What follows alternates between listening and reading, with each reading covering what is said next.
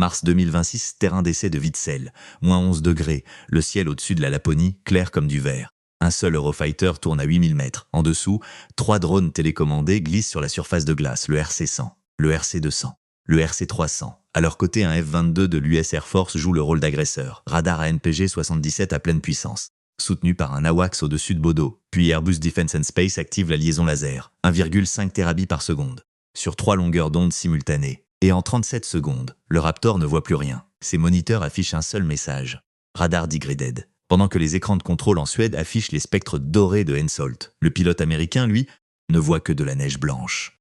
C'est exactement à ce moment que les Américains comprennent quelque chose qu'ils n'avaient pas voulu admettre. Le FCAS n'est pas un nouvel avion, c'est un système nerveux invisible qui rend les jets furtifs aveugles.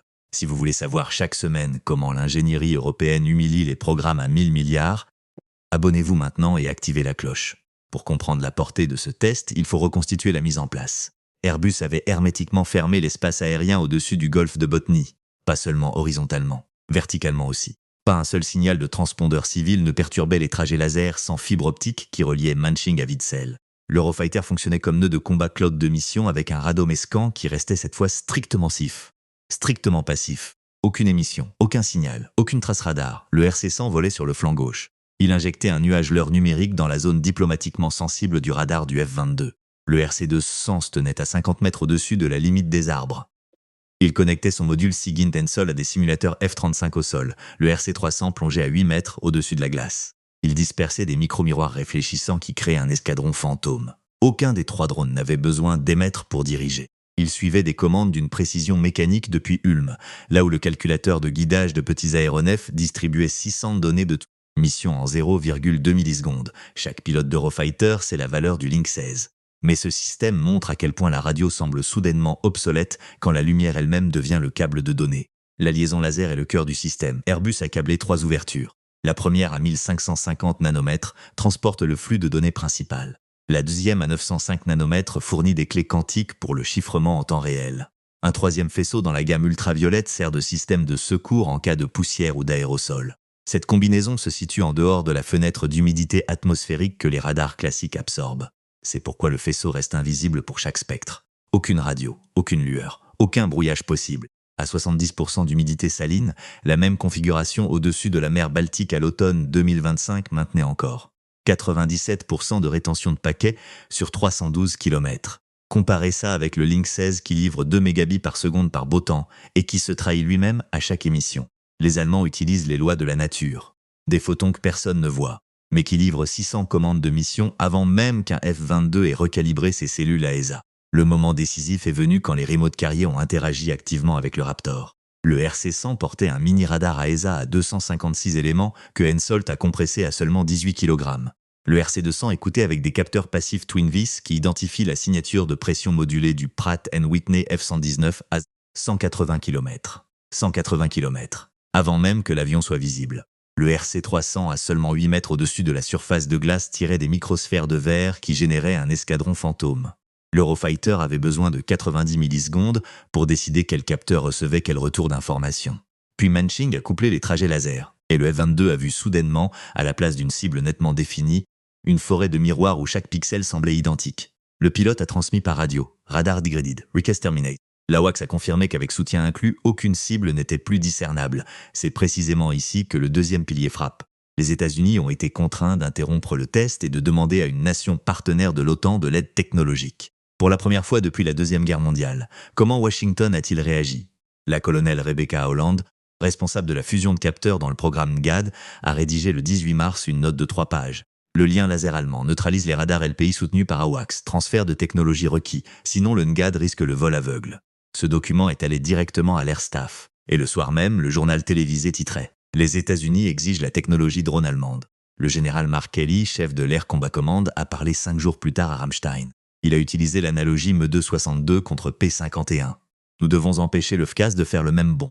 Ce n'est pas seulement une référence rhétorique à l'histoire. C'est un aveu que le NGAD, bien qu'il engloutisse des milliards, est conceptuellement en retard face à un combat cloud distribué allemand. Penseriez-vous déployer ce système avant qu'il soit entièrement certifié?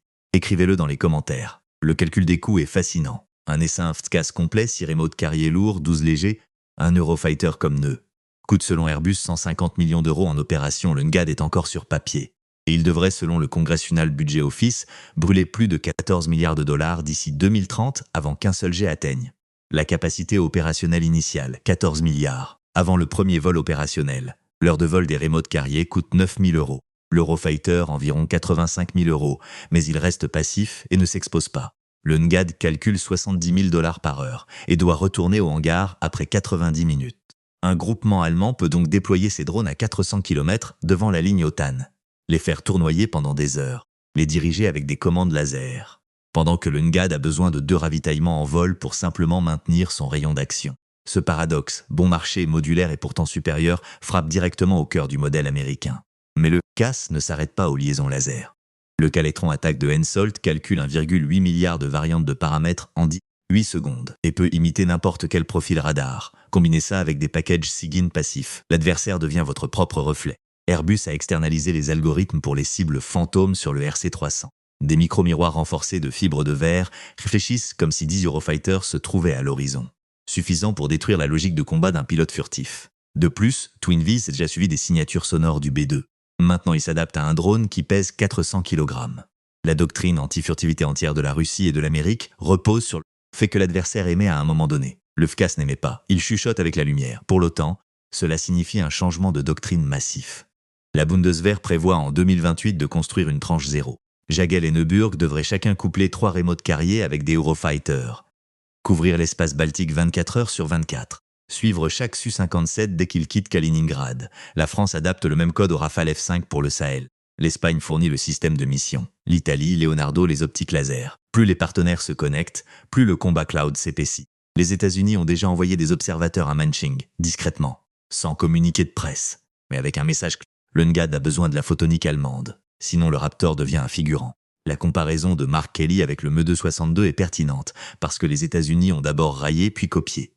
Psychologiquement, le FCAS joue dans sa propre catégorie. Les canaux Telegram russes, comme Fighter Bomber, ont appelé la liaison laser un simple show.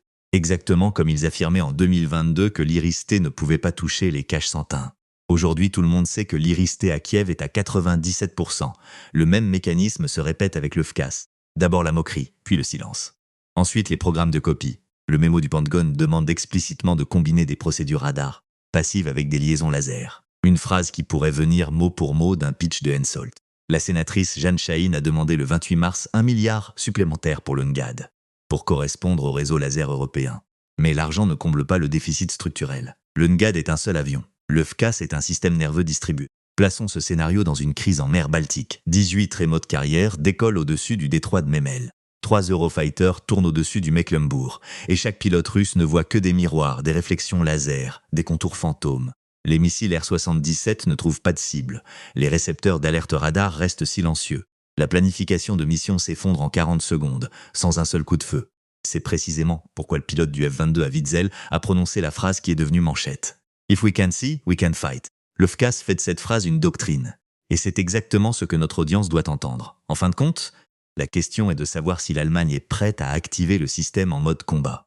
Airbus et la Bundeswehr veulent construire 9 escadrons de remote carriers d'ici 2028. En donner 3 à la France. L'Espagne construit les cartes de mission autonomes. L'Italie fournit les optiques laser. Et les États-Unis se retrouvent soudainement comme observateurs dans les tribunes. Berlin appelle ça la forme la plus chère de reconnaissance. En réalité, c'est le moment où un essaim allemand désenchante la flotte furtive la plus chère du monde. Quel prochain percée allemande voulons-nous décrypter ensemble? Abonnez-vous à Machine de guerre et activez la cloche pour ne manquer aucune de ces révélations.